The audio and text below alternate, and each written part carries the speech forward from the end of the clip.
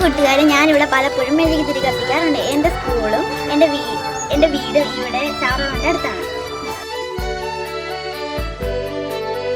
എൻ്റെ കുറേ നാളത്തൊരു ആഗ്രഹമായിരുന്നു ചാവറവനെ കുറിച്ചൊരു വീഡിയോ ചെയ്യുന്നത്.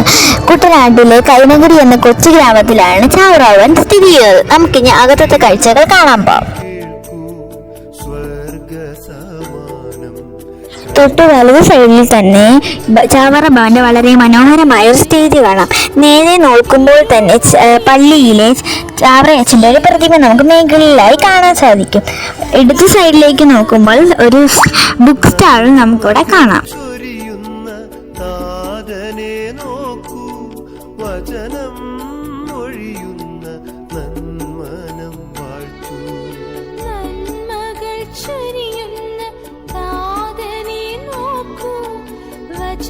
ഇനി നമുക്ക് ചാവറയച്ചൻ്റെ ജന്മദിനം കാണാൻ പോകാം. ചാവറയച്ചന് ഡിസംബർ 9 1955 വിശുദ്ധനായി നിർണയിക്കാനുള്ള പ്രക്രിയ ആരംഭിച്ചത്.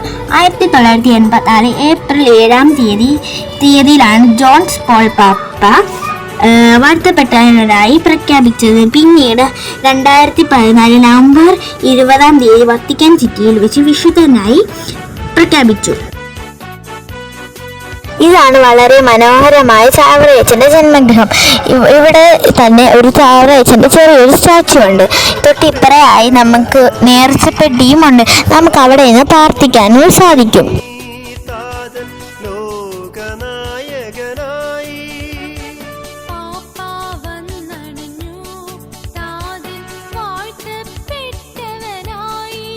ഓലമേഞ്ഞ മേൽക്കൂരകളാണ് ഈ വീടിനുള്ളത്.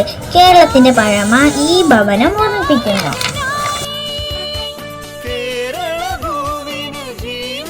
ഇവിടെ ചാവറയച്ചൻ്റെ ഒരു സ്റ്റാച്ചു ഇരിപ്പുണ്ട്.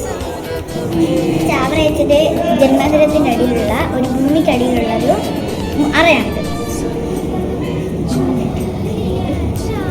ഈ ഭൂമിക്കടിയിലുള്ള അറയിൽ നിന്നാണ് ചാവറയച്ചൻ പ്രാർത്ഥിച്ചിരുന്നതെന്നാണ് പറയപ്പെടുന്നത്. ഒരു മ്യൂസിയത്തിലേക്കാണ് നമ്മൾ പോകുന്നത്.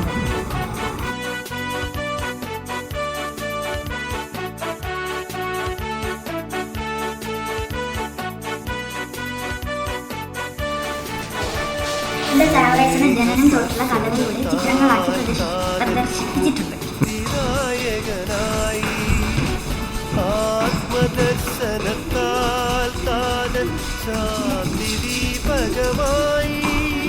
ഇവിടെ ചാവറയച്ചൻ ഉപയോഗിച്ചിരിക്കുന്ന സാധനങ്ങളാണ് കാണിച്ചിരിക്കുന്നത്.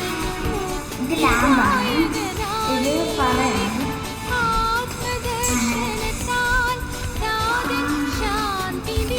ഇതൊക്കെയാണ് ചാവറവനിലെ കാഴ്ചകൾ. നന്ദി.